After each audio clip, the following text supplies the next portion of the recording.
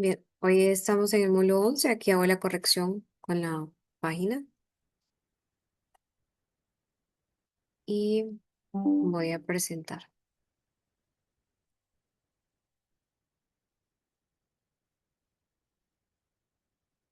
Bien, hoy vamos a hablar de la suplementación aplicada a veganos y vegetarianos. Es un módulo bastante corto, no es tan cargado de contenido. Realmente para este módulo tenemos como, creo que cuatro o tres suplementos únicamente. Y bueno, pues antes de comenzar, como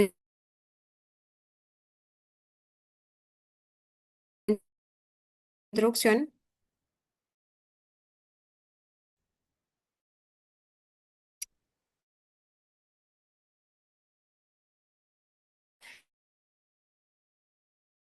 realmente, aunque hoy parezca una tesis muy antiguas, de hecho ha surgido en distintos lugares del mundo por razones culturales. Algunas personas deciden hacerse veganas por razones espirituales, filosóficas y muchas veces científicas. De hecho, tiene un origen bastante antiguo, ¿no? Y creo que hace miles de años atrás, por ejemplo, India, vamos a decir que es el país con la tradición vegetariana más antigua del planeta. Hay muchas religiones como por ejemplo hinduismo, jainismo y budismo que promueven la no violencia hacia los seres vivos. También en la Grecia clásica, por ejemplo, algunos filósofos como Pitágoras ya promovían no comer animales por razones éticas y de salud. Entonces, de ahí viene el tema de la dieta pitagórica, el concepto, ¿no? Igual, el tema del vegetarianismo tuvo un renacimiento, tuvo, perdón, como un auge, ¿no? La edad del renacimiento y la edad moderna.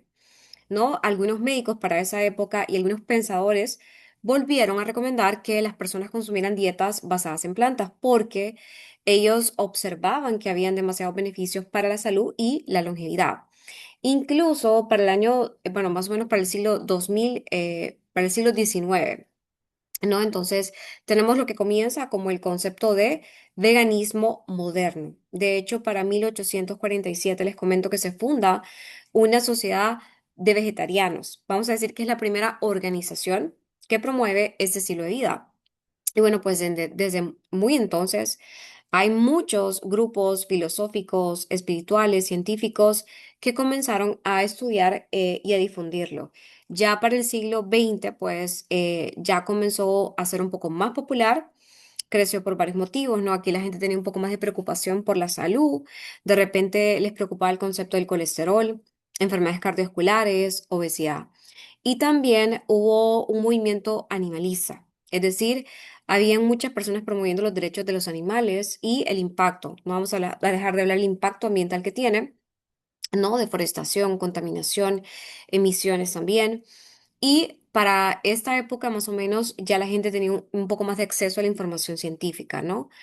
Que respaldaba un poquito acerca de los beneficios de las dietas basadas en plantas. Ya para el siglo XXI vamos a decir que se vuelve como una moda prácticamente, ¿no? Aumentó la visibilidad de las dietas veganas gracias a la era digital en la que vivimos, como por ejemplo redes sociales. Creo que, no sé si recuerdan, pero en Netflix hubo un documental que hablaba mucho del tema del veganismo. Mucha gente se hizo vegana a partir de este documental. Entonces, hay más documentales, tenemos celebridades promoviendo la vida vegana, ¿no? Y hoy tenemos una tendencia, wellness, ¿no? ¿No? El estilo de vida, el fitness. Yo me asusto porque es exagerada la cantidad de personas hablando de nutrición. Todo el mundo piensa que tiene nutrición solo porque se alimenta, ¿no? Pero bueno. Tenemos también un poco más de disponibilidad de productos vegetales. Ahora ustedes van a ver que hay restaurantes incluso y opciones comerciales. Creo que aquí en Honduras no existe ningún restaurante vegano. No sé si estoy equivocada, pero me parece que no existe ningún restaurante vegano. Hay restaurantes saludables que hace un par de años atrás era como que casi que imposible que estos restaurantes tuvieran éxito. Bueno, de hecho me acuerdo que hace como un par de años atrás yo trabajé con vamos a decir que la primera empresa que comenzó a vender comida saludable y ellos cerraron con el tiempo precisamente porque no había tanta demanda. Hoy en día, pues ustedes van a ver que em, hay bastante demanda. La gente está un poco más interesada con el tema de la alimentación y creo que es una moda, ¿no? Y hay mayor disponibilidad de opciones gastronómicas. De igual forma, hoy en día la gente quiere conectar un poco más con las causas ambientales, como por ejemplo el cambio climático, ¿no? Entonces, de ahí viene todo el tema del tema del de ser vegetariano, ¿no? Ha crecido bastante. De hecho, hay muchas influencers que promueven o celebridades que promueven el estilo de vida vegano. Obviamente, yo pienso y siempre he dicho que para que una persona sea vegana, para mí tiene que haber una razón un poco más fuerte que solamente pensar que una dieta vegana es más saludable, ¿no? Y tiene mucho que ver con el tema de las proteínas. Realmente hay una regla, ¿no? Del veganismo. Ya les comenté que India ha sido como la tradición, bueno, ha mantenido como la tradición más extensa y arraigada al tema del vegetarianismo en todo el planeta, ¿no? Y también el veganismo, por su parte, sigue siendo una regla fundamental y tiene una regla muy clara. Vamos a decir que la regla de las personas veganas básicamente es no consumir ningún producto de origen animal. Sin embargo, pues este principio genera algunos debates en torno a ciertos alimentos y a eso le llamamos la zona gris, ¿no? Por ejemplo, algunos veganos consumen miel, aunque se trate de un producto que se obtiene de animales. Quienes la excluyen, de repente argumentan que implica explotación de abejas, mientras que quienes incluyen de repente la miel suelen reemplazarla por de repente alternativas, ¿no? Entonces, algunos vegetarianos tradicionales incluso evitan únicamente la carne, pero permiten que otros productos animales se consuman, por ejemplo, los que consumen pescados, ¿no? Entonces, dentro de ese grupo de personas que consumen pescados y mariscos, y otros incluso tenemos algunos veganos que incorporan almejas, ostras, mejillones. Y bueno, pues hay muchísimo, creo yo, en el tema del concepto de ser vegano. Bueno, realmente, ¿qué significa una dieta basada en plantas? Una dieta basada en plantas no solo es un patrón alimentario, creo que es una filosofía. Yo siempre lo he dicho, si te vas a volver vegano, que sea por una filosofía y una convicción de vida.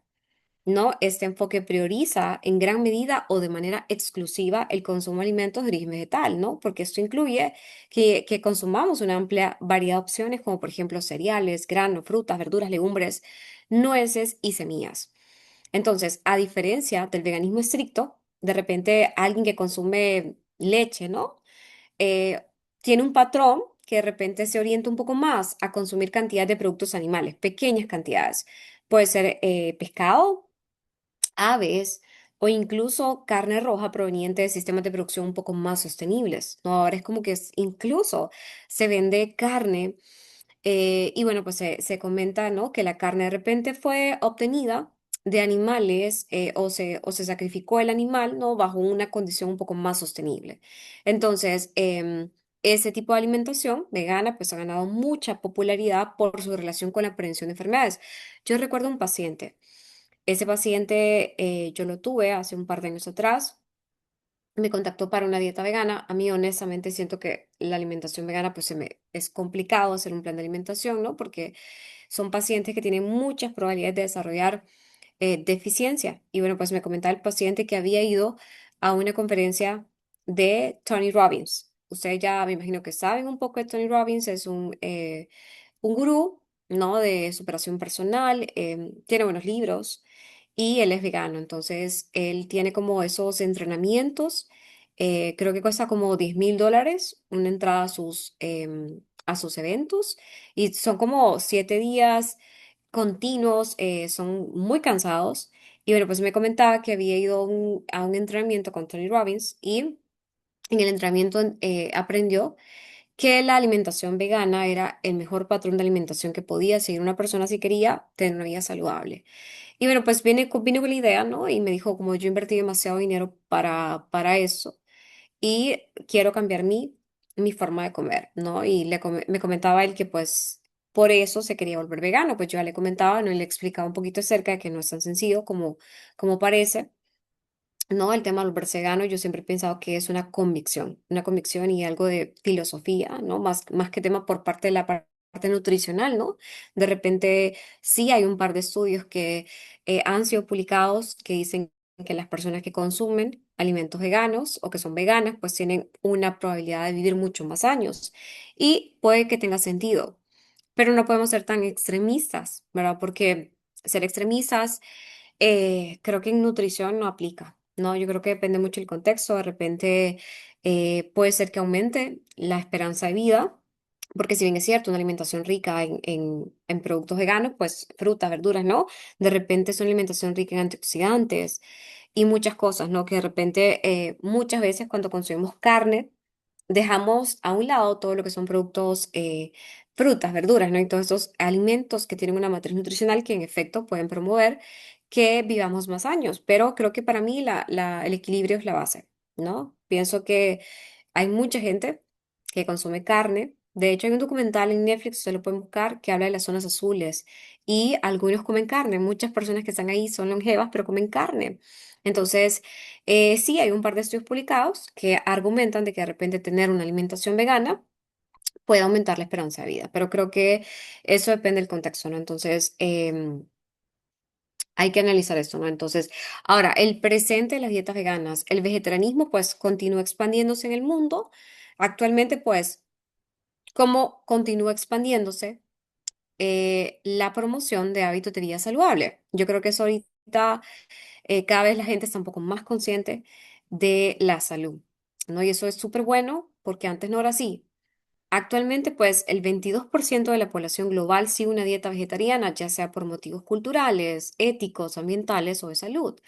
India destaca notablemente porque un tercio de su población no es vegetariana, perdón, convirtiéndolo en un país con mayor proporción de personas que siguen ese estilo de vida.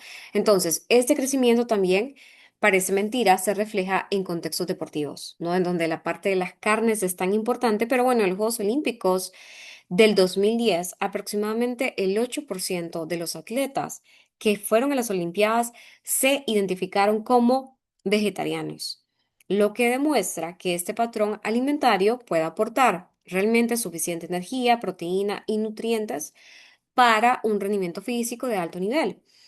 Ahora bien, ya obviamente en el contexto deportivo, los requerimientos calóricos se ven bastante bien, bueno, están bastante comprometidos, ¿no? Imagínate un atleta que va a practicar un deporte, que practica triatlón, que practica cualquier actividad que implique.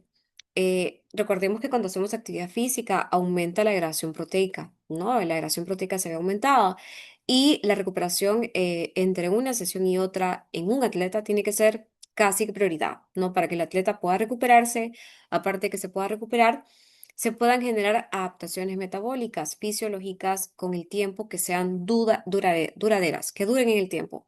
No queremos adaptaciones a corto plazo, andamos buscando que sean adaptaciones irreversibles en muchos casos. Entonces, es muy importante la educación nutricional. Definitivamente es un componente clave para acompañar a personas que adoptan una dieta vegetariana. Entonces, entre los aspectos más relevantes se encuentran la decisión de adoptar ese estilo de vida vegetariano, ¿no? Que influye directamente en el estado nutricional. De hecho, un cambio de ese tipo de aprendizaje, planificación y guía es sumamente importante porque tenemos que asegurarle al paciente de que el paciente va a obtener suficiente hierro, zinc, vitamina B12, proteínas y ácidos grasos omega 3. Además de eso, muchos vegetarianos no son plenamente conscientes de la importancia de preferir alimentos naturales o mínimamente procesados. En ocasiones, reemplazan productos animales con alimentos ultraprocesados, que pueden ser altos en sodio, en grasas y azúcares. Por ello, la educación debe enfocarse en que el paciente que decida ser vegano elija opciones inteligentes y saludables dentro del marco vegetariano. Entonces, si usted orienta al paciente de una forma adecuada, eso permite que la dieta vegetariana sea completa, sea equilibrada, sostenible y que se adapte a las necesidades específicas de cada paciente. Igual, los beneficios para la salud de los alimentos crudos pueden ser subestimados. De hecho, muchas personas desconocen que el consumo de alimentos en su forma natural, como frutas, verduras, semillas y ciertos vegetales, de repente preservan mucho mejor las vitaminas, los minerales y compuestos bioactivos que son sensibles al calor. Entonces, Una alimentación vegana, sí, es una alimentación que contribuye a que tengamos una ingesta mayor de fibra, antioxidantes, fitonutrientes, que son esenciales para una buena salud digestiva, cardiovascular e inmunológica. A veces, incluso la falta de información lleva a subestimar el impacto positivo que esta dieta rica en alimentos frescos puede tener el bienestar general. Lo que les comentaba, ¿no? Que de repente hay un par de estudios que se han publicado que sí, en efecto, han demostrado que personas, y se los digo porque me he leído 4 libros de longevidad y todos coinciden con lo mismo, ¿no? Todos dicen que probablemente quienes tienen una alimentación vegana viven más años y tiene que ver con el consumo alto de alimentos crudos, que contiene una cantidad increíble de antioxidantes y fitonutrientes que son los encargados de conformar esa matriz nutricional que tanto nos importa. También algunas incertidumbres expresadas por los vegetarianos se relacionan con las recomendaciones de nutrientes que pueden variar ampliamente entre países. Hay guías hoy en día, estas guías no son universales, cada nación establece recomendaciones basadas en la disponibilidad de alimentos que tenga ese país, patrones culturales, estudios poblacionales y necesidades específicas de salud pública. Por ejemplo, Estados Unidos tiene su plato para pacientes veganos y atletas, incluso el Comité Olímpico tiene su plato saludable para pacientes que son veganos. ¿No? Entonces, de repente, esta guía funciona bastante bien. Lastimosamente, acá en Honduras, creo que la cultura del vegetarianismo es casi que nula. Realmente, son muy pocas personas que usan incluso productos veganos, ¿no? Y hay muchas personas de repente deciden usar productos veganos porque em, mira, ahorita está muy de moda el tema de las proteínas en polvo. Ahorita como que es una fiebre, todo el mundo quiere consumir proteínas en polvo. Hace un par de años atrás eso era raro, pero pues hoy en día hay mucha fiebre por el tema de la suplementación y hay muchas personas que andan buscando proteínas veganas, pero no son veganos. Y de repente se las recomendó su doctor, ¿verdad? De repente le dijo que la leche era mala para algo que está muy lejos de ser cierto. La leche no es mala. Em, y bueno, pues el doctor le recomendó que dejara la leche, la proteína a base de leche y se va por una proteína de origen animal. Entonces, bueno, ¿por qué consumir una proteína vegana si no sos vegano? No tiene ningún sentido. Aparte de que la disponibilidad de aminoácidos en esa proteína vegana es inferior, la cantidad de leucina está comprometida, la digestibilidad es más lenta, ¿no? Entonces, bueno. Definitivamente el tema de la educación es fundamental. Una persona que no es vegana, ¿para qué va a usar una proteína vegana? No tiene ningún sentido. Em, y bueno, pues el futuro. Las dietas basadas en plantas están ganando y siguen ganando fuerza en todo el mundo, no solo como una elección alimentaria, sino como una respuesta integral a los desafíos actuales en salud, sociedad ética y sostenibilidad. Entonces, ¿cuáles pueden ser las razones por las cuales alguien decide volverse vegano? Puede ser una razón física. No, de repente la salud. Existe mucha evidencia consistente de que una alimentación rica en frutas, verduras, granos, legumbres y semillas, en efecto, puede reducir el riesgo de una enfermedad crónica como obesidad, diabetes tipo 2, hipertensión o enfermedades cardiovasculares. Ni hablar del aporte de fibra que tiene, obviamente, antioxidantes y fitonutrientes. Además de eso, la higiene. No, ese tipo de alimentación suele involucrar alimentos menos procesados y que son más frescos, lo que promueve que haya un mejor hábito higiénico y una relación más consciente con lo que se consume. De igual forma, puede ser que el paciente tenga razones sociales, ¿no? De repente, la transición hacia una dieta basada en planta también refleja cambios en la forma en que las sociedades entienden la relación con el medio ambiente y la economía. De repente, un paciente que se preocupa por la ecología, ¿no? Sabemos que la producción vegetal requiere menos agua, tierra, recursos en comparación con la ganadería, que es intensiva. ¿No? Entonces, ¿qué pasa? Se reduce la huella ecológica y contribuimos a mitigar el cambio climático. De repente económico, ¿no? A largo plazo, adoptar dietas veganas de repente puede disminuir gastos sanitarios asociados a enfermedades prevenibles.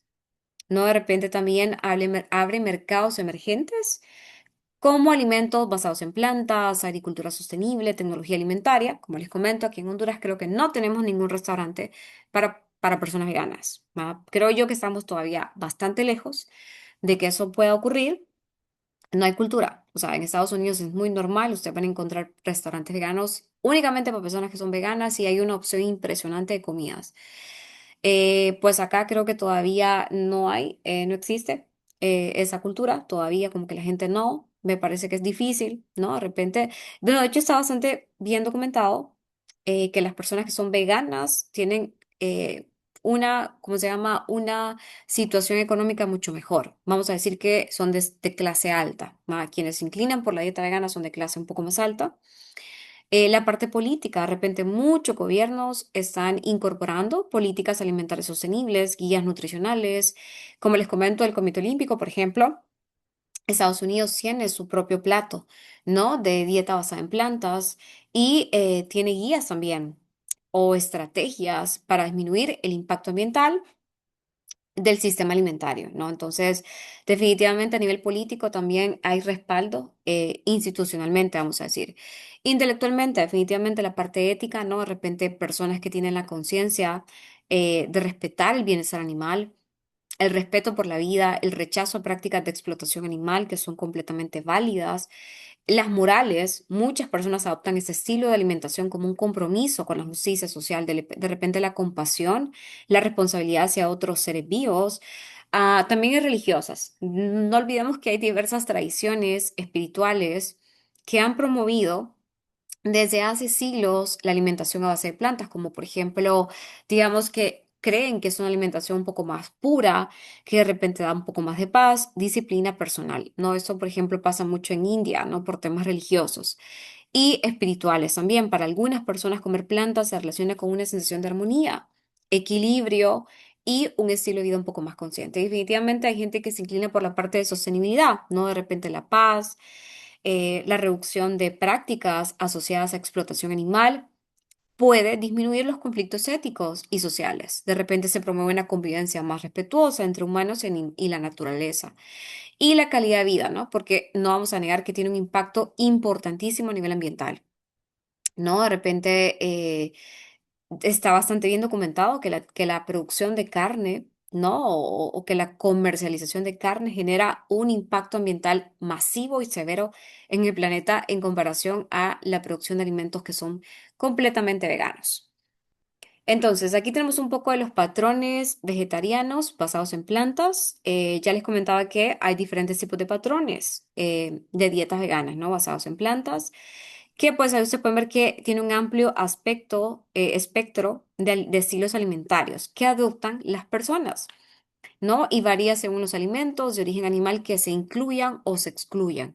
Cada patrón de alimentación tiene una motivación distinta, tiene de repente por temas de salud, por temas de ética, sostenibilidad, preferencias personales. Cada persona se planifica de manera diferente, ¿no? En cuanto al tema de alimentos basados en plantas. Ahí vemos que tenemos el patrón vegano.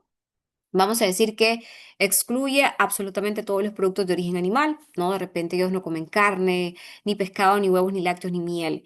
Su alimentación se basa únicamente en alimentos vegetales como legumbres, granos, frutas, verduras, semillas y frutos secos. También suele implicar un compromiso ético hacia los animales y ambiente. Aquí tenemos el patrón de alimentación crudo y vegano, que es una variante del veganismo en la que los alimentos se consumen crudos o mínimamente calentados, de repente por debajo de los 42 grados centígrados. ¿Por qué? Porque quieren preservar las enzimas y nutrientes, ¿no? Aquí predominan frutas, verduras, semillas, frutos secos, preparaciones sin cocción. Tenemos el patrón lacto-vegetariano. Aquí tenemos a las personas que incluyen alimentos vegetales y productos lácteos, de repente leche, yogur, queso, pero excluye huevos, excluye carne y pescado. Vamos a decir que es uno de los patrones más comunes en países como India. Y el lobo vegetariano, definitivamente, pues incluye huevos, además de alimentos vegetales, pero aquí se excluyen lo que son lácteos, carnes y pescado. Es una opción frecuente en personas que buscan proteínas de alto valor biológico sin consumir lácteos. Y por ejemplo, los lacto-ovo vegetarianos, que los tenemos acá, es el patrón vegetariano más extendido. Aquí se incluye el consumo de lácteos y de los huevos, pero también vamos a excluir la carne de cualquier tipo. No se come carne ni pescado. Además de eso, permite una mayor variedad proteica y suele ser sencillo de adoptar, vamos a decir. Tenemos el patrón de pesco vegetariano, ¿no? Incluye alimentos vegetales también, lácteos, huevos y pescado o mariscos, pero va a excluir todo lo que son carnes terrestres. Muchas personas lo eligen por sus beneficios cardiovasculares que se asocian a los ácidos grasos omega 3 del pescado. Y el patrón de alimentación pollo vegetariano, ¿no? Que incluye alimentos vegetales, huevos, lácteos y pollo, pero va a excluir lo que son carnes rojas y pescado. Es una dieta de transición común para quienes buscan reducir su consumo de carnes más grasas. Y el patrón de alimentación, que vamos a decir que es un patrón semi-vegetariano, que es flexitariano, de repente no prohíbe ningún alimento, pero prioriza alimentos vegetales y va a reducir de forma significativa el consumo de carnes, sobre todo carnes rojas y procesadas. Vamos a decir que es un patrón un poco más flexible, es sostenible, es fácil de adaptar, por lo que suele recomendarse para iniciar un cambio hacia una alimentación basada en plantas. Y aquí tenemos una comparación de dietas ricas en plantas. Por ejemplo, el patrón único para vegetarianos, ya dijimos que excluyen totalmente la carne, según el subtipo de vegetariano que sea la persona. También puede excluir el pescado, los lácteos o los huevos, ¿no? Y esa exclusión se fundamenta en razones éticas de bienestar, de salud o sostenibilidad ambiental. No, de repente aquí tenemos un patrón común para ambos, que tanto la dieta vegetariana como la mediterránea se caracteriza por un alto consumo de frutas, verduras, alimentos vegetales frescos y eso contribuye a que tengamos una alimentación alta en fibra, vitaminas y antioxidantes.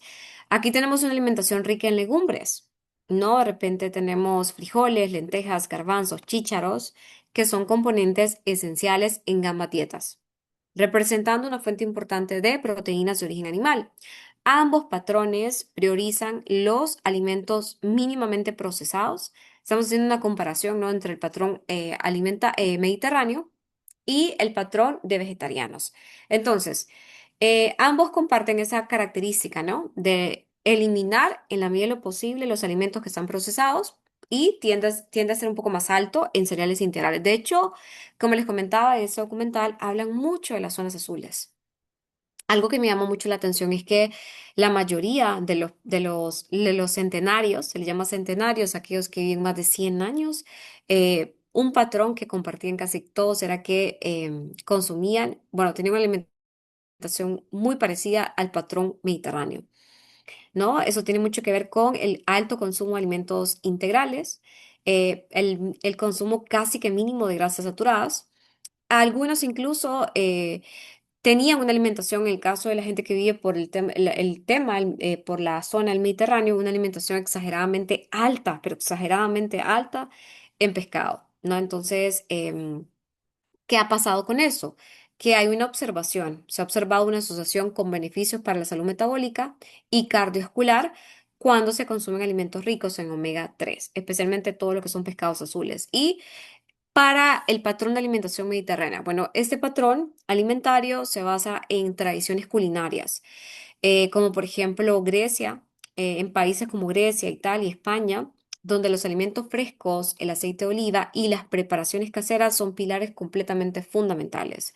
Aquí los subtipos regionales pueden variar de forma significativa. De hecho, algunas versiones incluyen un mayor consumo de pescado y mariscos, mientras que otras permiten pequeñas cantidades de carne roja o aves, ¿no? Entonces, vamos a decir que es una dieta un poco más flexible, es un poco más adaptable, lo que facilita que el paciente lo acepte y que sea sostenible a largo plazo en distintas culturas. Ahora bien, vamos a hacer una recomendación para este tipo de alimentación o ese patrón de alimentación. Vamos a hacer una recomendación. Y vamos a hablar un poquito acerca de los FODMAPs. ¿Por qué? Porque las dietas veganas y las dietas vegetarianas, aunque son ricas en nutrientes, tienen fibra, tienen fitoquímicos que son muy beneficiosos, también se han asociado con una mayor incidencia de molestias digestivas.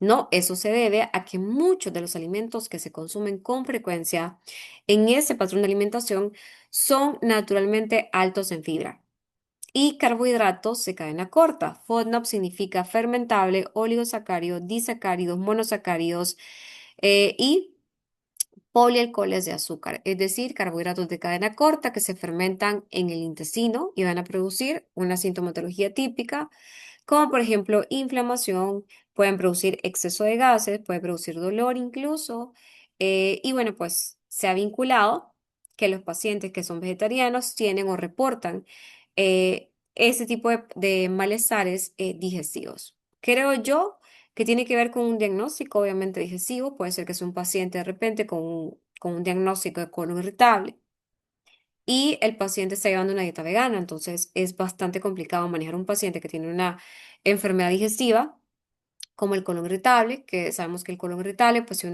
una sintomatología típica, es una enfermedad que no tiene cura, es una enfermedad crónica, es una enfermedad que depende, la sintomatología depende 100% de lo que el paciente consuma. Puedes ir a todos los gastros del mundo, visitarlos a todos, porque yo manejo muchos pacientes con colon irritable, de hecho tengo mi especialidad, mi otra especialidad son los FODMAP, soy nutricionista FODMAP, sí. Los pacientes pueden rebotar en cualquier médico, por cualquier médico pueden ir y los pacientes no mejoran. Usan medicamentos, usan de todo, pero lastimosamente no se dan cuenta que hay alimentos que son saludables. No vamos a decir que los FODMAP son malos, definitivamente no lo son. Recordemos que los FODMAP son una especie de fibra. ¿Qué pasa con los alimentos cuando se consumen? Los alimentos pasan al intestino delgado, realmente la fibra no se digiere, prácticamente no se digiere, o sea, llega casi que intacta al colon. Recordemos que en el colon está la microbiota, ¿no? La microbiota es una comunidad de bacterias buenas y malas. Wow, creo que la microbiota hay una cantidad enorme de bacterias y estas bacterias necesitan vivir. ¿Ok? Necesitan vivir. Pero para que puedan vivir, necesitan alimentarse. Si no se alimentan, se mueren. Por eso es que muchas veces tenemos pacientes que pasan inflamados, que tienen disbiosis, que tienen alteraciones en la microbiota, que no pueden comer nada porque se inflaman. Entonces, ¿qué pasa con estos alimentos o esos carbohidratos? Llegan al intestino delgado intactos. O sea, no los absorbe, pasan al colon, en el colon llegan las bacterias porque necesitan comer y comienzan a fermentar. Van a producir una fermentación, van a producir ácidos grasos de cadena corta como butirato, propionato, que son buenos para la salud, pero algunos pacientes de repente van a tener síntomas. Para que haya una sintomatología con estos alimentos tiene que haber probablemente pueda haber una enfermedad. ¿Verdad? No es común inflamarse, no es común tener gases, no es común consumir ciertos alimentos y estar inflamado todo el día. Eso no es común ni es normal. Tiene que haber un diagnóstico. Probablemente, mira, les voy a comentar, la verdad que el tema del colon irritable es una pandemia. Ya como que casi que todo el mundo se inflama. Pregunte en su trabajo, en su casa, en el lugar donde usted esté si se inflaman después de comer, casi que todo el mundo. Además, tenemos una conexión bidireccional con el cerebro y el intestino que ha hecho que el estrés de la vida, nuestro estilo de vida hoy en día es demasiado acelerado, es estresante, nos carga de cortisol. ¿Y qué pasa? Hay inflamación. Entonces, la fibra en efecto genera una serie de beneficios para la salud. Ya sabemos que la fibra puede producir saciedad, definitivamente, pero las fibras digestivas, como por ejemplo los galacto oligosacáridos, que se van a encontrar presentes en los legumbres, pueden provocar una producción excesiva de gases, ¿no? Es que hay diferentes tipos de fibra. Las fibras se pueden clasificar de acuerdo a diferentes contextos. Una clasificación sería la fermentabilidad. ¿Qué tanto se puede fermentar una fibra? Por eso es que los pacientes que tienen problemas digestivos no pueden consumir todo tipo de fibra. Hay gente que se pone peor después de comer fibra. Peor, se agudiza la situación. Porque hay fibras de fermentación rápida y hay unas que no fermentan. Por ejemplo, los galactoligosacáridos, comúnmente conocidos como GOS o fructooligosacáridos, que yo los he visto en muchos suplementos de fibra, producen fermentación. Sí, es fibra, pero fermenta. Y esa fermentación va a producir gases. Tenemos distensión, tenemos cólicos, cambios en el tránsito intestinal. Entonces, ¿qué pasa? Un paciente que en lugar de mejorar, empeora.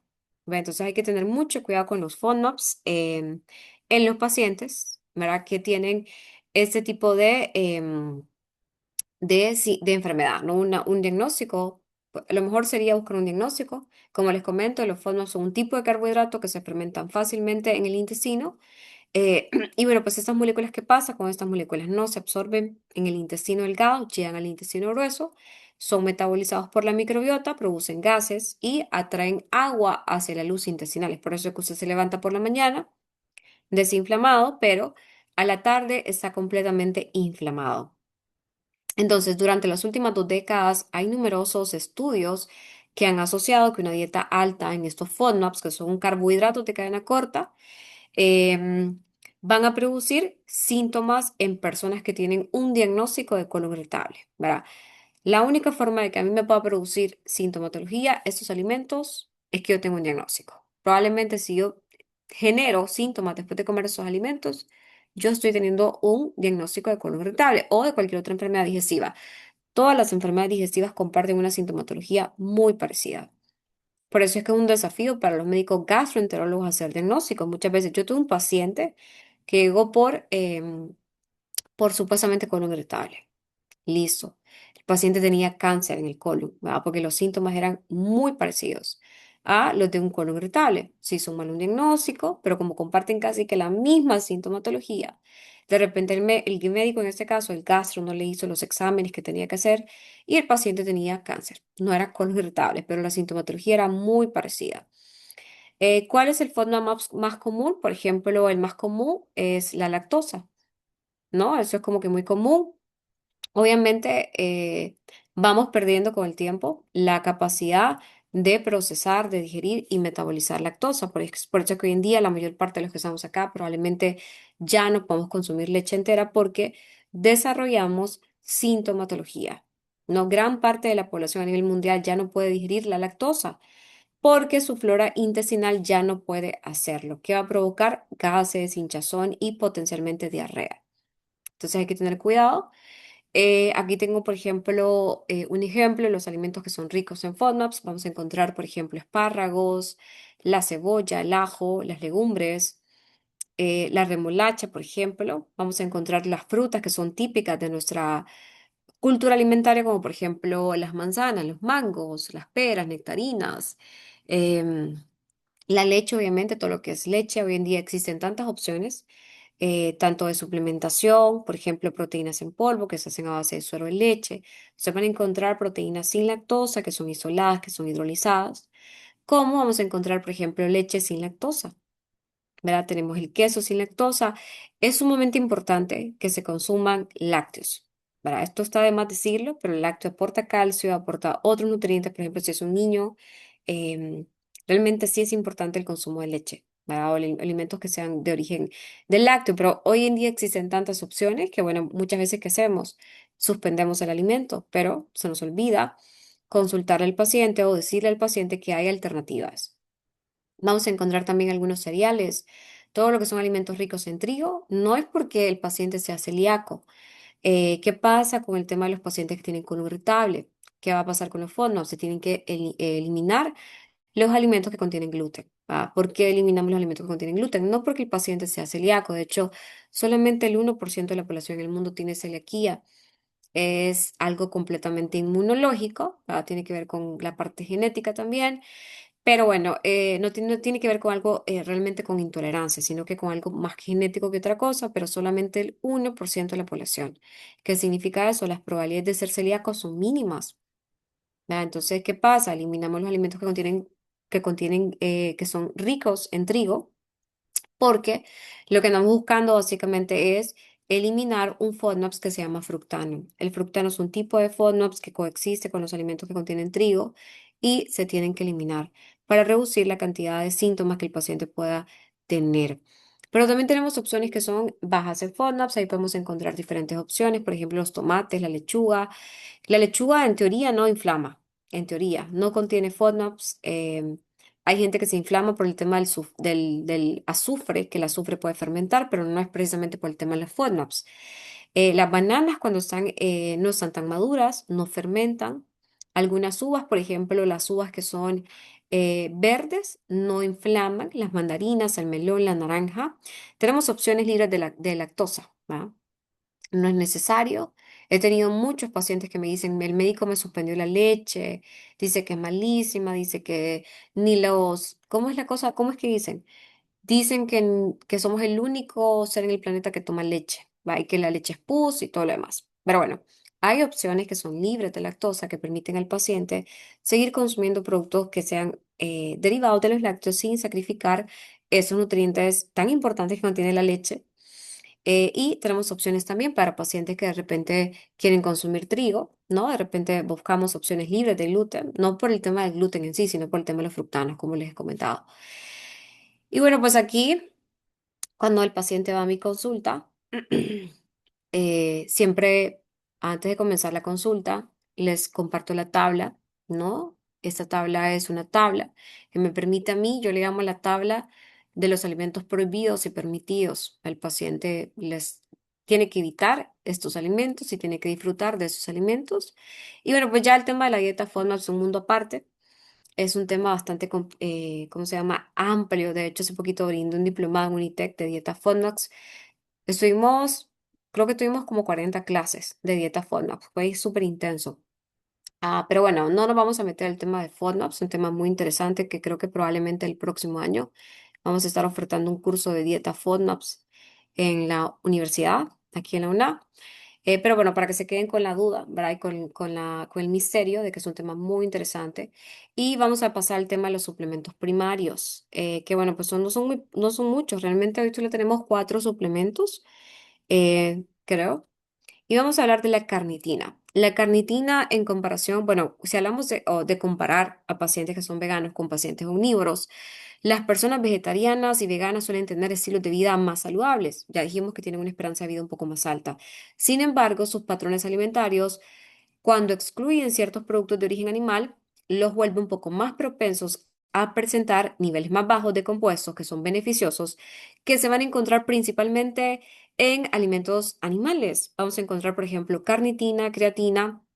Incluso los omega 3, como el EPA y el DHA, también se puede ver comprometido por el tema del rendimiento y la función cerebral, ¿no? Entonces, ¿qué pasa con la carnitina? La carnitina en pacientes veganos cumple funciones clave en tu cuerpo. De hecho, participa en la producción de energía, en la salud cardiovascular y también se asocia a que puede promover algunos procesos o que ayuda a procesos relacionados con el tema cognitivo y el rendimiento mental.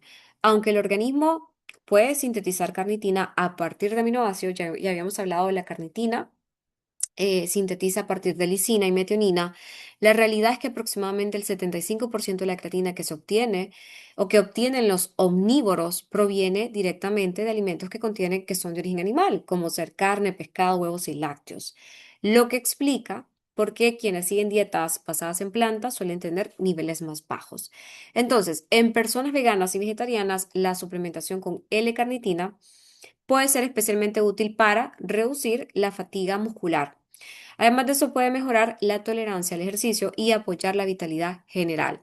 Por otra parte, la forma de acetil L-carnitina, comúnmente conocido como Alcar, tiene un papel un poco más relevante. ¿Por qué? Porque estaría un poco más orientado a la función cerebral, ya que favorece el flujo sanguíneo hacia el cerebro y puede mejorar también la eficiencia con la que las neuronas pueden producir energía. Esto se traduce en una claridad mental, mejor concentración y de repente un paciente que tiene un rendimiento cognitivo sostenido. Habíamos hablado de carnitina en el módulo, creo, de memoria, no recuerdo. Creo que también hablamos de carnitina en el módulo de longevidad. No estoy segura, pero han sido tantos suplementos. Pero bueno, continuando con los efectos secundarios. La carnitina realmente es 100% segura, vamos a decir, pero sí tiene efectos secundarios. Suelen ser muy poco frecuentes, en su mayoría son leves. Realmente con la carnitina lo que está asociado es que puede producir dolor estomacal, especialmente cuando se consume dosis muy elevadas. Es importante destacar de repente que dosis más de 2 gramos al día pueden convertirse en trimetilamina, que es un compuesto que algunas personas va a producirle en la orina, en el sudor, en el aliento, un olor a pescado. No, no es dañino, pero sí es bastante incómodo y bueno, va a ser muy feo oler a pescado. ¿No? Entonces hay que considerar que la dosis de 2 gramos al día puede producir ese olor típico, ¿no? Y vamos a decir que es como de los pocos efectos secundarios que puede tener el uso de carnitina. Ahí ustedes pueden ver que la carnitina se encuentra de manera natural en varios productos, sobre todo origen animal, ¿no? Los productos con mayor cantidad de carnitina, vamos a decir que son los cortes de carne roja, particularmente bistec y carne molida, que pueden aportar desde unos 60 hasta 160 miligramos por porción. Ya los alimentos como por ejemplo leche, pescado, el pollo, el queso cheddar, algunos productos como por ejemplo helado incluso contienen cantidades moderadas. en comparación o en contraste, como por ejemplo aquí vemos los alimentos veganos, ¿no? Que aportan cantidades mínimas o prácticamente insignificantes de carnitina. Ellos se pueden ver 0,1 miligramos. El pan integral, también vemos ahí los espárragos cocidos, que tiene una cantidad de 0,1 a 0,2 miligramos por porción, lo que enfatiza una diferencia significativa entre dietas omnívoras y dietas basadas en plantas, ¿no? Entonces, definitivamente sí, hay carencia de carnitina. En cuanto a a las interacciones que puede tener la carnitina, ¿verdad? Puede interactuar de forma negativa con ciertos medicamentos, como por ejemplo los anticoagulantes, como por ejemplo warfarina, ya que la carnitina puede alterar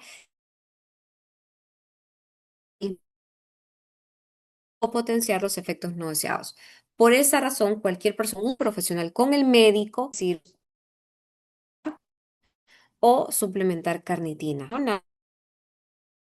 Las que consumen medicamentos de hipotiroidismo deben ser muy cautelosas, ya que la carnitina puede disminuir la disponibilidad o el efecto de las hormonas tiroideas afectando el control del metabolismo. Entonces, ¿cuáles son las dosis recomendadas? Si estamos hablando de obtener algún tipo de beneficio a nivel neurológico o en la función cerebral, vamos a recomendar que se consuman aproximadamente, ojo, estamos hablando de acetil L-carnitina, comúnmente conocido como Alcar. La dosis inicial sugerida es de 50 miligramos 2 veces al día, ¿verdad? En el caso de que decidamos comenzar con una dosis un poco baja, por el tema de el malestar estomacal o por el tema de de los efectos secundarios que puede tener, de repente el mal olor. Ahora bien, después de 500 miligramos 2 veces al día para hacer un total de 1 gramo de álcar al día. Se recomienda que se tome con el estómago vacío. ¿Por qué? Porque puede potenciar los efectos en memoria, claridad mental y rendimiento cognitivo. Hay alimentos que de repente se recomienda que se consuman con alimentación, otros con sin alimentación, otros, por ejemplo, como el omega, que hemos dicho que tiene que consumirse con un alimento que sea rico en grasa. ¿No? Entonces, aquí con la carnitina tiene que ser con el estómago completamente vacío. Si queremos obtener un poco más de beneficios a nivel de memoria, claridad mental y rendimiento cognitivo. Tiene un sabor ligeramente ácido, puede mezclarse con bebidas calientes, por ejemplo, de repente si la usa en polvo o si la usa en cápsula, se la puede tomar, ¿no? Pero hay mucha gente que la usa en polvo. La puede tomar con té, con café, sin perder las propiedades.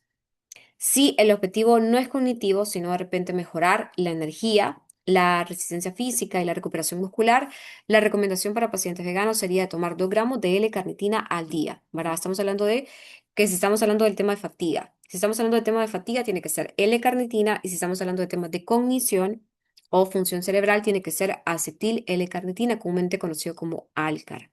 ¿Ok? No confundamos ese concepto, probablemente venga en examen para qué sirve la L-carnitina y para qué sirve el Alcar. Son completamente distintos. Si ustedes se fijan, la recomendación de Alcar sería aproximadamente 1 gramo al día con el estómago vacío y estamos hablando de L-carnitina, pueden ser 2 gramos. De hecho, hablamos de carnitina en el módulo de función cardiovascular y habíamos hablado de que las dosis pueden ser incluso más altas. Pueden ser a más de 3 gramos al día si estamos hablando de un paciente que ha tenido un infarto y queremos prevenir un segundo infarto, ¿verdad? Así de potente puede ser el beneficio de tomar L-carnitina. Entre los beneficios principales tenemos que puede producir, en el caso de la carnitina, puede producir protección neuronal, ¿no? Porque ayuda a mantener la salud de las neuronas y puede reducir el daño oxidativo. También tenemos mayor estado de alerta, ¿no? De repente energía mental, concentración, capacidad de reacción. Sensibilidad a la insulina también. Favorece el metabolismo de la glucosa, puede ayudar en el control metabólico y definitivamente con el tema de reducción de fatiga crónica, que es algo que experimentan muchos los veganos. Obviamente esto tiene que ver con el tema de la masa muscular. ¿Qué sabemos de los vegetarianos? Que tienen menos masa muscular que los omnívoros, aunque consuman la misma cantidad de proteína que un omnívoro. Siempre van a tener menos masa muscular que un omnívoro, aunque consuman mayor cantidad de proteína. ¿Ok? Entonces, pasa mucho que tienen fatiga crónica, ¿no? Entonces, la carnitina puede apoyar la producción de energía en mitocondrias, lo que disminuye la sensación de cansancio prolongado en el paciente vegano.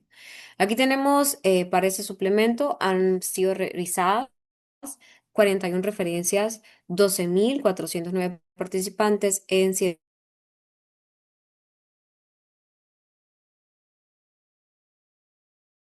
ensayos. Tenemos acá esta marca que nos aporta L-carnitina. Creo que no menciona así está la dosis. Son 620 miligramos por cápsula. Me imagino que la recomendación de este producto es mucho más alta que la recomendación de L-carnitina. Tenemos 500 gramos, es decir, ocuparíamos dos de esas para formar un total de 1 gramo.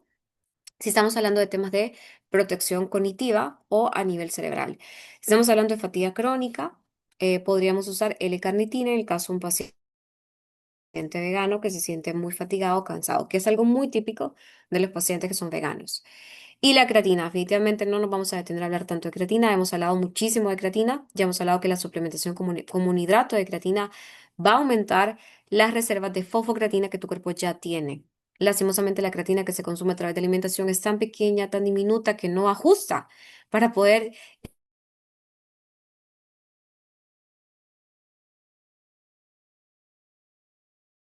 tener tanto rendimiento deportivo, consumir grandes cantidades de alimentos de animal, algo que no es sostenible, que no se puede hacer.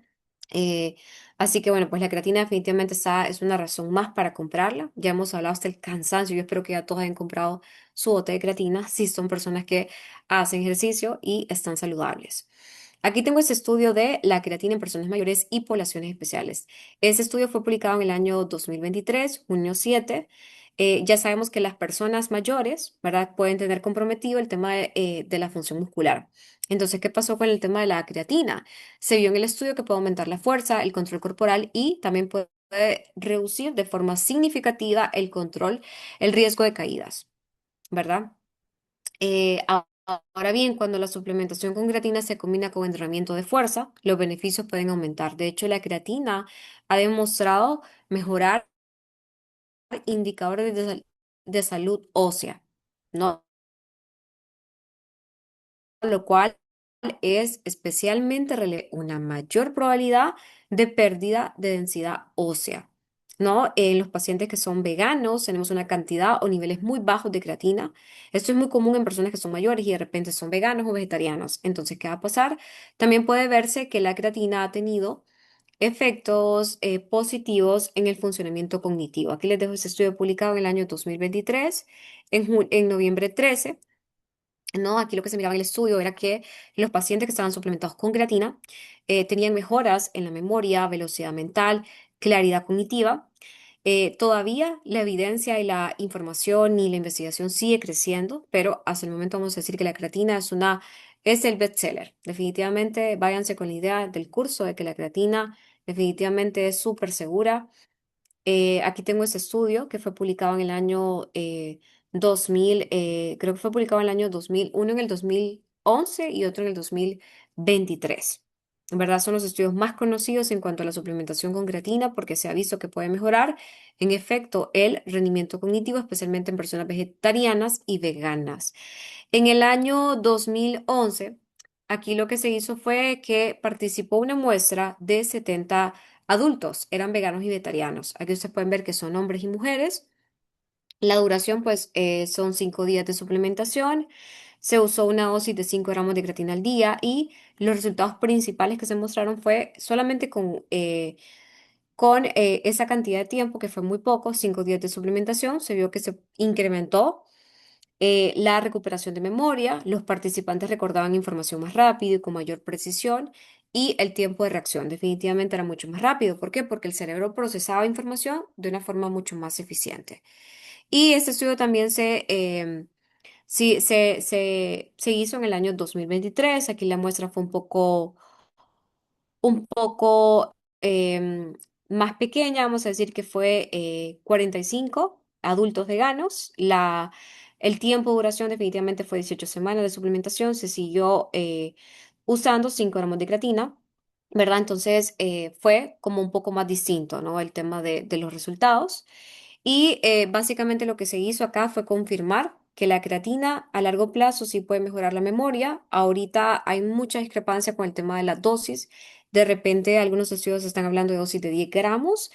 Lo que ha pasado con la dosis de 10 gramos es que los pacientes se quejan un poco en los estudios de, de la intolerancia. ¿Va? Este es el único, como por así decirlo, el efecto o el talón de Aquiles que tiene la suplementación con creatina de dosis de 10 gramos. Algunas personas definitivamente no toleran dosis tan altas, puede producir dolor de cabeza, puede producir migraña, dolor de estómago. Así que bueno, pues en estos casos se considera o se recomienda que el paciente divida la dosis en dos dosis, 10 gramos, dos dosis. Aquí tenemos una amplia database de estudios, ¿verdad? La creatina está respaldada por una cantidad impresionante de estudios a nivel de adrenalina, estado de alerta, atención, oxigenación cerebral, cognición. Aquí ustedes pueden ver los estudios, cuatro estudios, cortisol, dopamina, participantes. Bueno, ahí vemos que la información definitivamente con el tiempo va a seguir creciendo.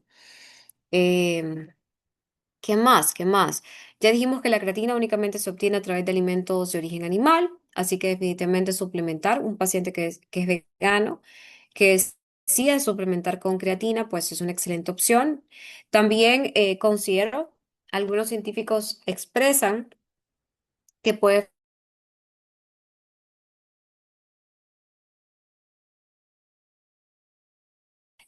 la suplementación con leucina, por si usted lo puedes encontrar como con los famosos BCA, que es muy común, los BCAA, ¿no? Isoleucina, leucina y valina, pero bueno, la leucina también se puede consumir por aparte. De hecho, algunos científicos recomiendan, algunos expertos, la suplementación con leucina, porque la leucina es un aminoácido insulinotrópico, también es un aminoácido chispa, es el que comienza el anabolismo, ¿no? La síntesis proteica muscular. Entonces, ¿qué pasa?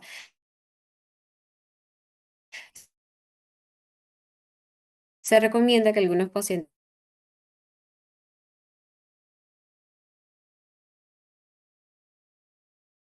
entonces, en conclusión con la creatina, pues cientos de estudios, y va a ser creo que la última vez que hablemos de creatina, se ha comprobado que la creatina es un suplemento ampliamente seguro, va a ser tolerado por la gran mayoría de las personas y va a ser usado ampliamente en deporte y en salud general. Los efectos adversos son muy leves, como lo hemos mencionado, puede producir náuseas, diarrea ocasional y calambres estomacales, por lo cual se recomienda que divida la dosis en dos o tres dosis. Eso depende de qué tanto le convenga al paciente, creo que eso ya se lo había presentado. De repente, si sos un ejercitador promedio, con una dosis de 5 gramos es suficiente. Si va a usar una dosis de 5 gramos, yo le recomiendo que haga una pausa a las 12 semanas de suplementación. Pause el uso de creatina una semana o dos y comience nuevamente su suplementación. ¿Verdad? Si usted va a usar una creatina de 3 gramos, usted puede continuar suplementándose de forma indefinida. ¿Verdad? Eso fue lo último que se investigó de la creatina.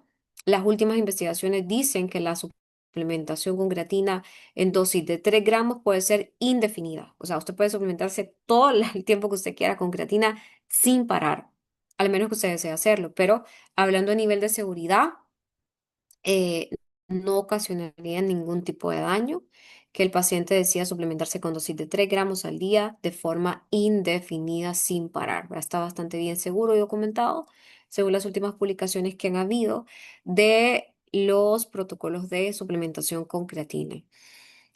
Vamos a tener pacientes también que de repente 2 de cada 10 personas no van a responder a la suplementación con creatina.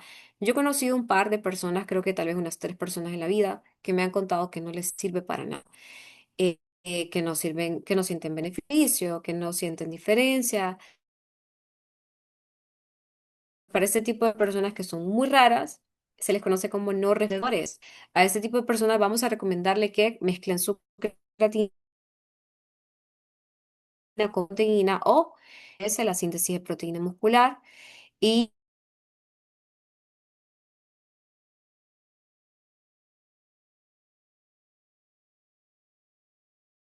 carbohidratos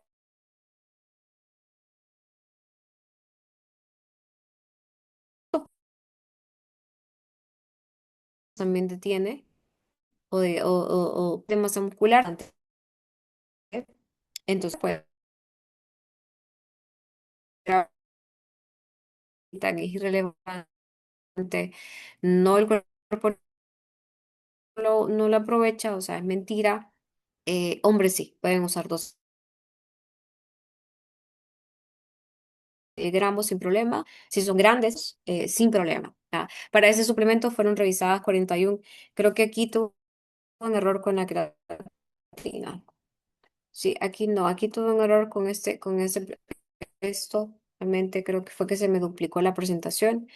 Pero bueno, ya hemos hablado de la cantidad de estudios que tiene la creatina y vamos a terminar la clase con vitamina B12, que también es un suplemento primario que tiene que priorizarse en pacientes que son veganos. Y no puse proteína, pero también está dentro de los suplementos primarios. ¿Por qué no puse proteína? Porque la proteína la hemos visto en diferentes módulos. Creo que hemos hablado como en 5 módulos de suplementar con proteína, ¿verdad? Pero no está de más mencionarles que sí, en los pacientes que son veganos, ayudarse la suplementación con la cota de proteína que su cuerpo requiere.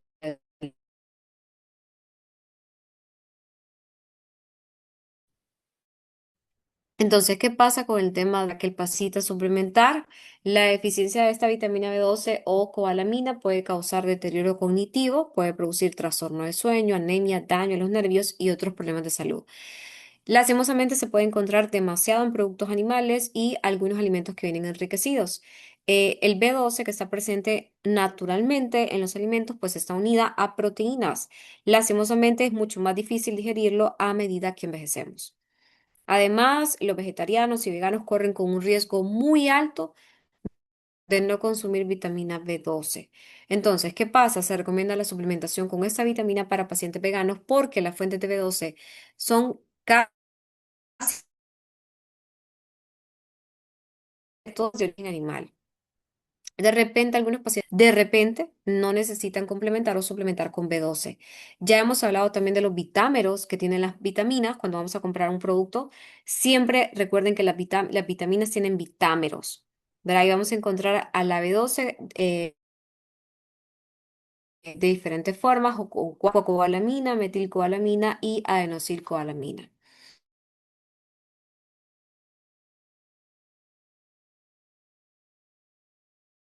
La mayoría de los suplementos y alimentos es estable, ¿verdad? Esto es muy importante.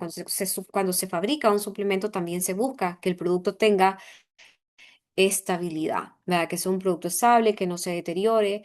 Con la luz, por ejemplo, esto pasa mucho con los probióticos, por ejemplo, algo que pasa mucho con los probióticos, le voy a contar, la mayoría de los probióticos están infraverificados, bacterias vivas. Son organismos vivos, están vivos, son bacterias que están vivas, literal. Entonces, estas bacterias se mueren muchas veces, ¿verdad? Se mueren. Tiene mucho que ver con el tiempo, por ejemplo, de transporte, desde que se despachan de la fábrica de producción hasta que llegan finalmente al consumidor, ¿verdad? Estamos hablando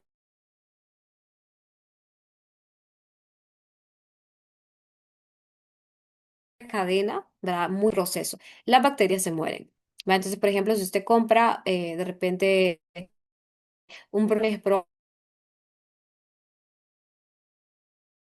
ese producto no venía supraosificado, el producto llega a sus manos con 20 billones, no con 40, sino que con 20, porque el producto pues no es estable. Obviamente son seres vivos que se van a morir. Eso depende mucho de las condiciones de almacenaje, de las condiciones de producción, de temperatura, ¿no? Entonces, ¿qué pasa? Se mueren. ¿Va? Por eso es que muchas marcas de probióticos fabrican probióticos infraosificados, o sea, con dosis masivas para que se muera el consumidor y que la dosis no sea menos de la que realmente dice tener el etiquetado. Entonces, siempre recuerden el tema de los vitámeros para que cuando ustedes compren un producto vayan a revisar la parte de atrás y revisen que diga cianocobalamina. ¿No? ¿Por qué? Porque tiene la particularidad de que es bastante estable, no se puede mantener, ¿verdad? A la luz. Esto es muy importante. La gente se queja muchas veces de que cuando abre el producto se arruina, se echa a perder. Y de repente son personas que caminan sus suplementos en el carro. Yo he tenido muchos pacientes que me dicen, compré una creatina, compré algo y lo puse en el carro y se me puso pelotosa. Bueno, entonces habría que ver las condiciones de almacenamiento que usted le dio al producto. Entonces, es muy sensible o algunos productos a la luz ultravioleta, por ejemplo. Las personas con nefropatía diabética enfermedades renales relacionadas con diabetes es importante porque en la parte, creo que ya se los había mencionado, de los productos que son ricos en B12, vayan a revisar. Váyanse al store de la suplementación y revisen un producto de B12 y pues están súper dosificados. Vienen con una cantidad obscena de B12. ¿Por qué? Porque es muy barato producirlo, aparte de que es muy biodisponible producirlo, para que el cuerpo, obviamente, sí, tiene una cantidad máxima de suplementación con B12, pero para que el cuerpo pueda tener algún problema o algún efecto secundario por suplementar con B12, tiene que ser una dosis extremadamente masiva. ¿Vale? ¿Qué pasa con el B12? El B12 pasa que cuando se consume en exceso se excreta, por eso es que viene súper dosificado. La mayoría de los vegetarianos y veganos considerarán consumir entre 25 a 100 microgramos al día que pueden considerar que son suficientes, ¿no? De repente, personas que son mayores de 50 años o que toman metformina pueden beneficiarse de 100 y 400 microgramos al día. Su cuerpo no absorberá más de lo que necesita. No se ha encontrado que dosis tan altas como 5.000 microgramos al día, es decir, 5 microgramos al día, sean tóxicas. Sin embargo, no podrá absorberse, que es lo que les comentaba. Por eso es que la mayoría de los suplementos de B12 o de los vienen supra dosificados. Vayan a revisar. Por eso es que ustedes muchas veces tienen brotes, ¿verdad? Si son mujeres, por ejemplo, son más propensas por temas de hormonas a tener un brote de acné. Si deciden suplementar con un multivitamínico que tiene una cantidad exagerada de B12 o simplemente con B12. Entonces, ¿qué pasa? El cuerpo simplemente no lo absorbe, ¿verdad? Por eso es que es muy raro encontrar problemas de toxicidad asociadas al tema del B12. Ya hablamos de que la cianocobalamina y la hidroxicobalamina son más estables, ¿verdad? Más que la metilcobalamina. Así que es muy importante que sepan elegir, ¿verdad? El tema de el vitámero que van a comprar. Esto es muy importante revisar el etiquetado, porque pasa que los otros vitaminas del B12 no son bioactivos, es decir, pero su cuerpo puede transformarlo en metilcobalamina que puede transformarse en adenosylcobalamina, es decir, es muy complicado. Para comprar los otros productos o los otros vitaminas de la vitamina B12 es más complicado, el cuerpo tiene que tardar más tiempo en procesarlo, no se absorbe bien, de repente si es un paciente que es vegetariano, tiene comprometido muchísimo el B12, ¿va? Entonces, definitivamente tiene que buscar la opción más comercial, más estable, eh, para decidir suplementarse, ¿verdad? Aquí les dejo la cantidad, tome entre unos 25 a 400 microgramos al día. La mayoría de los vegetarianos pueden usar una dosis de 25 a 100, ¿verdad? Eso depende del contexto. De repente, si es una persona que usa metformina o que es mayor de 50 años, recordemos que con la edad vamos perdiendo la capacidad de absorber el B12. Esto es muy importante. Vamos perdiendo la capacidad de producir algunas sustancias y también vamos perdiendo la capacidad de absorberlo. Entonces, ¿qué pasa con el B12 también? Muchas veces las cápsulas de B12 son muy grandes, ¿va? Esto pasa mucho con las cápsulas de calcio también, ¿verdad? Pasa mucho con las cápsulas de colágeno también, por eso es que el colágeno, si usted lo puede comprar en polvo, cómpralo en polvo, sobre todo si son adultos mayores. ¿Por qué? Porque las personas que tienen dificultad para tragar o problemas de absorción pueden utilizar suplementos sublinguales de B12. ¿Verdad? Un adulto mayor que no puede tragar una pastilla tan grande, ¿ok? Vamos a darle un suplemento sublingual. Aquí les dejo las recomendaciones de B12 por edad, desde los 0 a 6 meses hasta mayores de 13 años, tanto para femeninos y masculinos, embarazadas y lactantes, ¿verdad? Esa recomendación viene expresada en microgramos. Y bueno, pues la respuesta sería, o la pregunta sería, ¿necesito yo suplementar con B12? Ustedes han escuchado muchas personas que decían, por ejemplo, el famoso Neurobión, Doloneurobión, creo que se llama el producto ese, hace que está hecho de B12, ¿verdad? Y te lo venden como un producto que sirve para tu cerebro y bueno, te lo pintan y la gente compra eso. Obviamente, tiene mucho en marketing, pero bueno, pues ahí podemos ver, antes de que usted decida suplementar con B12, hágase la pregunta, ¿verdad? ¿Soy vegetariano? ¿Soy vegano? ¿Ok? Puedo suplementarme con cianocobalamina, hidroxicobalamina, de repente. Si soy completamente vegano, si soy vegetariano, de repente yo consumo productos, huevos, por ejemplo, probablemente no necesite, si no consumo, perdón, huevos, ¿verdad? Probablemente sí necesite suplementarme con B12, ¿verdad? Si consumo huevos, probablemente no necesite suplementarme con B12. Para que ustedes se fijen que el tema de la suplementación, pues, no es tan No es tan sencillo como la gente piensa, la gente cree que tiene que comprar todas las vitaminas y toda la suplementación que existe. Esto está mucho lleno de marketing. Ya hemos hablado de cómo la industria de la suplementación engaña al consumidor. Si usted consume huevos y es vegetariano, no necesita suplementarse, ¿verdad? Así que por favor, hay que tomar siempre no las recomendaciones de suplementación. Para este suplemento fueron revisadas 8 referencias, 114 participantes en 2 ensayos publicados. Aquí podemos ver, por ejemplo, esta marca de B12 tiene 1000 microgramos, o sea, que significa que está súper dosificado. Ahora, esto es muy típico. Con el tema del B12 no se pierdan. La mayor parte de las marcas vienen con dosis masivas de B12. Si usted es mujer, probablemente le pueda producir brotes en la piel, ¿verdad? Así que no se extrañe de haber comenzado un suplemento y haber experimentado algún tipo de brote en la piel, ¿verdad? Sobre todo si son multivitamínicos o B12.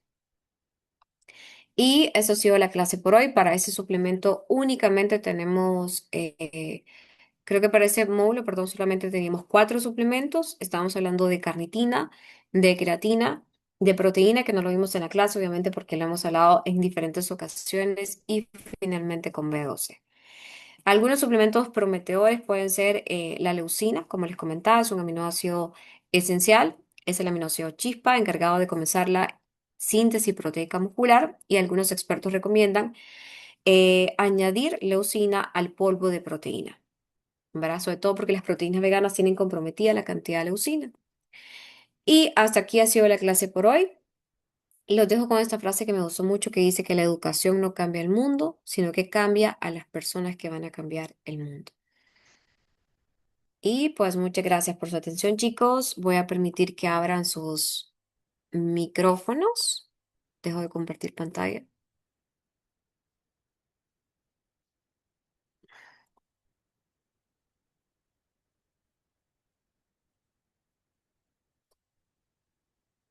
Bueno, dice Marlene, como dice una amiga, ahora está de moda ser fit, en nuestra juventud estaba de moda ponerse bolos. Sí, la verdad que sí. De hecho, estaba leyendo un estudio que publicó, bueno, un artículo que publicó el New York Times, que estaba hablando de que la generación de ahora es menos adicta al alcohol. O sea, que ahora está como mal visto que la gente consuma alcohol. Eso es bueno, realmente me alegra mucho, porque ahora como que la gente está como muy metida al rollo, o sea, ahora hay como equipos de running, o sea, es como que es moda ser saludable, ¿verdad? Entonces, y eso es bueno.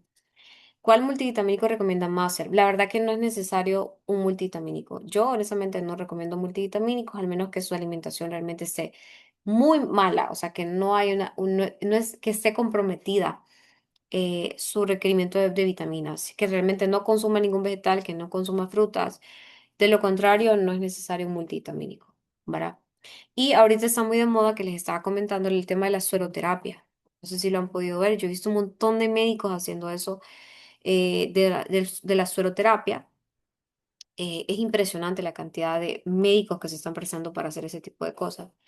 Obviamente no tiene beneficios, no es recomendable, puede producir toxicidad, daño renal, daño hepático, o sea, eso hay gente que se hace eso a cada rato, o sea, yo he visto en redes sociales, hacen sueroterapia cada rato, y una cosa que, bueno, eso puede producir una toxicidad renal. Por ejemplo, la vitamina C puede producir daño renal, ¿verdad? Porque puede producir formación de cálculos. em, y incluso estaba viendo que el tema del B12 puede producir, la sueroterapia de B12 puede producir daño hepático, ¿verdad? Entonces hay que tener mucho cuidado con el tema de los multivitamínicos. Realmente no es necesario, a menos que su alimentación esté bastante comprometida.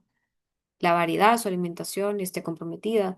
Pero bueno, no es recomendable. Ya ustedes son unos expertos en suplementación, ya no se van a dejar engañar por el tema de la suplementación, y ya van a poder tomar decisiones un poco más inteligentes en cuanto a lo que ustedes decían suplementar. Y una suplementación de calcio no sería recomendable, pues eso depende del contexto. Por ejemplo, el caso de alguien que dio lactancia materna, una mujer que dio lactancia materna por muchos años, de repente, bueno, está documentado y bastante estudiado que las mujeres que dan lactancia materna eh, por mucho tiempo pueden tener unas probabilidades muy altas de desarrollar artritis o enfermedades asociadas a los huesos en la edad adulta. Por eso que la suplementación con calcio cuando se está dando lactancia materna es crucial, es súper crucial, ¿verdad? Y la mayoría de las mamás no lo hacen, nada y se alimenta con calcio, el bebé descalcifica a la madre y esta mamá en su edad adulta tiene problemas serios. Em, yo pienso que depende del contexto de calcio, de la suplementación con calcio depende de su contexto. Si usted no consume calcio a través de la alimentación, pues sí, que sí, de lo contrario, pues no es recomendable. ¿Alguien tiene alguna consulta, duda, comentario, algo que aportar a la clase? ¿Algún comentario que decir? Bien. Voy a tomar foto entonces de la asistencia para esta clase. Traten de recordarme el día que les comparta sus, ¿cómo se llama? Sus notas finales. Porque aquí tengo personas que están en la clase, pero por ejemplo no tienen su nombre. Aquí tengo a alguien que se llama DHM, no sé qué, no puedo, no sé quién es. Entonces, por favor, me recuerda, porque honestamente no los ubico a todos. ¿Verdad? Bien, si no hay consultas, dudas, comentarios, nos miramos el próximo. No, creo que les voy a firmar, les voy a confirmar si va a ser la clase mañana o si va a ser para el lunes. No estoy segura. Probablemente no sea mañana. El examen final creo que había quedado para qué día. Creo que había dicho para el 11, pero lo vamos a pasar para la semana siguiente. ¿Verdad? Lo vamos a pasar para la semana siguiente porque mañana probablemente suban las evaluaciones de los módulos restantes. El módulo 11 no entraría en examen, porque el módulo 11 creo que lo vamos a ver hasta el lunes. El módulo 12, perdón, lo siento, el final, el 12. Bueno, que tengan una feliz noche. 11 sí, el 12 sería que no entraría. Que tengan una feliz noche y yo les aviso mañana, chicos, si tenemos clase o no. Buenas noches.